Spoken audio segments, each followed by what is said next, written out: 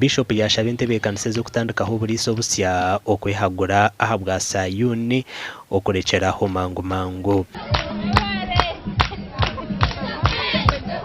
kubete sokushomesa abana babo kubashabira baba binambaga muzitae baba bino kwetaga mu bamwe nabo nuko mwagira n'ibyo kushobora nabwo mugira ki muze kunga mwine mumugeze. Bishop abire atayayireho burisa bwa Sayuni kandi asimire projects ze kanisa kandi ashabira biciriza okutamana umukora. Noshango musheija bya umusheija w'emyaka nkaga na wategire mikono na shabire asinzire yara nora bahona nawe yakika tureka bakabari ndakwa mushago w'imyaka nkaga nishanju zinga niwo shimye kushabiriza abashija baratera abakazi abashija barahubira abakazi babo andikiro mu makagitu turushomesa abashija n'abacara okubahugura kugira ngo bagireyo etaza ejo kubanza bari babyara omwani omakagabo kandi n'amakanisa gitu tuyon tutererera okumani bahinga omwani nk'etasya nabwa nyuma Bishop atere habaronde barkurenga cinane mukono Omar Kagadi abikiriza abashabirwe kutaho umutima ahakurwanisa ubutabanguko bwo mu maka ahabwa intunguka y'amakagabo ibigamberwa hamukoro go kurundana sente ezo kumarira ekereziya ya St Peter's Bwikara Parish Omar district ya Kagadi.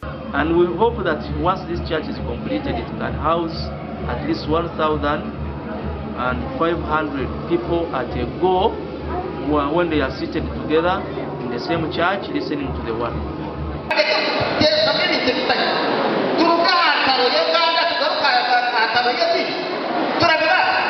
Shall we manage this?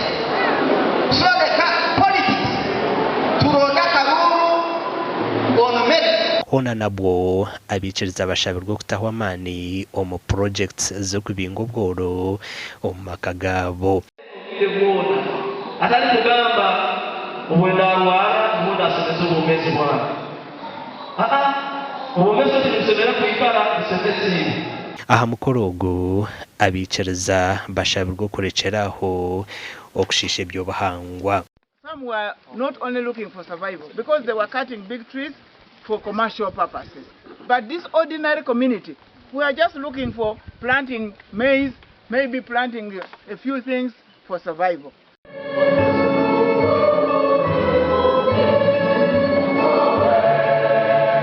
Bamwe habebembezi b'ekereziya eji basimira obushagico bwahebwa. And I have a message that women we should believe and have faith in God. Everything is by God. Okongera kuba nenkwataniza no kukorera hamwe na munonga amakereziya agatakombekire agacari hansi. Esente ziri kurenga miliyoni 20 nizo zubarundine omuzishashwirweho hamwe na nokuraganisa amakuru agashakwa Ambrose Nwagaba Katoto na Antona Twine.